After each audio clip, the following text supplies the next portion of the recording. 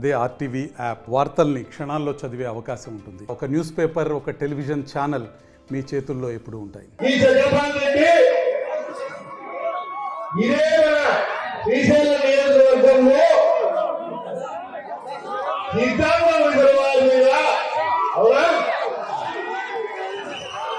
మనము అధికారంలో ఉన్నప్పుడు రైతాంగం బాగుపడాలని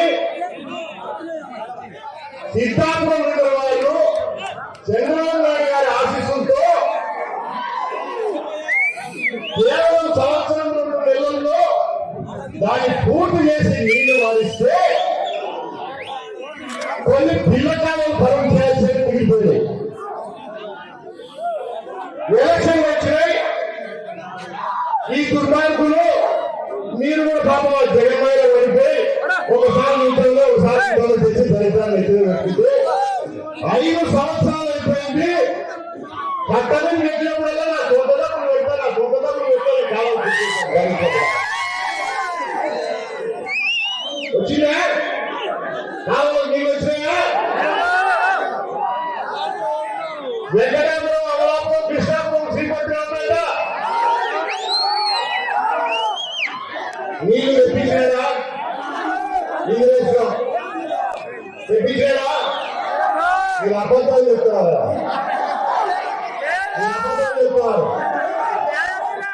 నీళ్ళు కాకపోతే అర్థం ఫలానా చచ్చిపోతున్నారు, ఒక్క చచ్చిపోతున్నారు నీళ్ళు.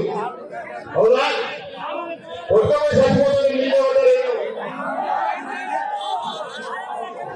కొనుక్కున్నా ఊళ్ళో మీటింగ్ చెప్పాలి కదా ఏమని వరదరాజస్వామి ప్రాజెక్టుకు ఎమ్మెల్యే కాకుండా వరదరాజస్వామి ప్రాజెక్టు ఈసారి నేను శ్రీశైలం నుంచి లిఫ్ట్ నీళ్ళు తెచ్చి దాంట్లో పోయకపోతే మళ్ళీ పోటీ చేయనన్నాడు. అందుకే దళితుడా నామినేషన్ ఎందుకు చేసేవాడు అనుకున్నా. ఎందుకు నామినేషన్ అంటా ఉన్నా? నువ్వు చెప్పినట్టుగా నేను పోతే లేదని చెప్పినా నీ దళితుడు ఇప్పుడు నామినేషన్ అయిపోతాను. ఈసారి నీకు ప్రయోగిస్తాను శ్రీశైలం ప్రజలు. పెద్ద సూట్లేసు సంఖ్యలు మోకండి గడ్డని పెంచికాల రూపాయలుకుంటున్నావా? నీ పెంచికాలు గాలి ఇస్తారు, దాని ఇంజన్ ఇస్తారు, నేను బయటకు చూస్తావు. వర్తన్ బ్యాంకులో నువ్వు చేసిన మోసాలను నిరూపిస్తా.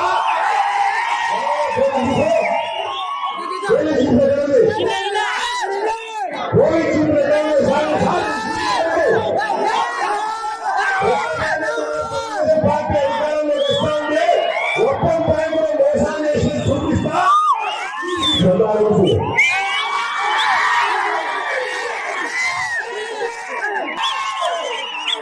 అదే జీపులో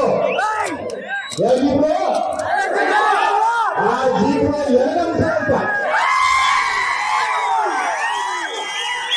నువ్వు చేసిన పాపాల నుండి నియోజకవర్గం శ్రీశైలం దేవస్థానంలో ఇక్కడ ప్రజలు ఓట్లేసి గెలిపిస్తే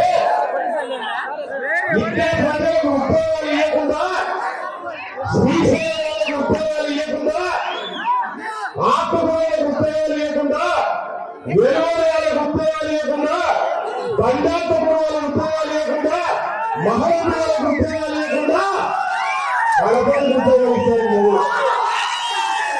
హైదరాబాద్ ఉద్యోగాలు ఇస్తారు,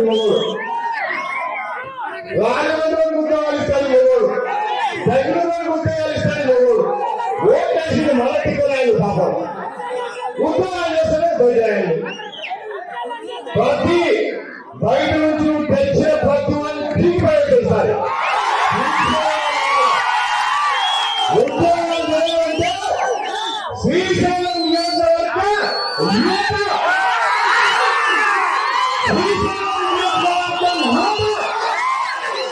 ఉద్యోగాలు చేయాలి. 20 దళితులు అక్కడ దాదాపు 1700 మంది పనిచేస్తున్నారు. తమ్ముడు అన్నా మహానందిలో వాళ్ళే దేవస్థానంలో దేవస్థానం ఒక్కొక్కరికి అక్కడ పనిచేసే 4th క్లాస్ ఎంప్లాయీస్ కి 18,000 రూపాయలు జీతాలు ఇస్తా ఉంది, నెల ఇస్తా ఉంది.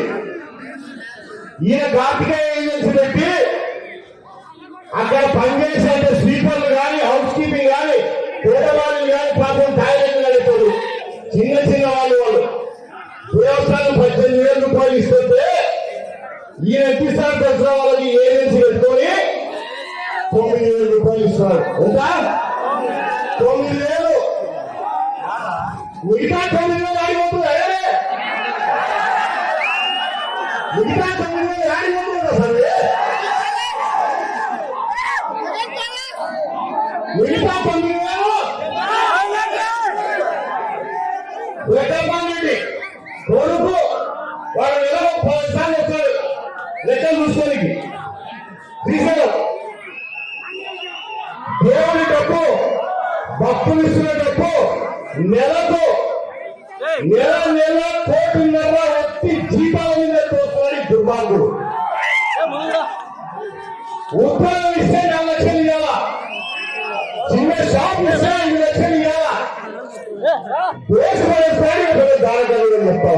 మరిన్ని వీడియోస్ కోసం ఛానల్ ని సబ్స్క్రైబ్ చేయండి, లేటెస్ట్ అప్డేట్స్ కోసం వాట్సాప్ ఛానల్ ని ఫాలో చేయండి అండ్ లింక్ డిస్క్రిప్షన్ లో ఉంది.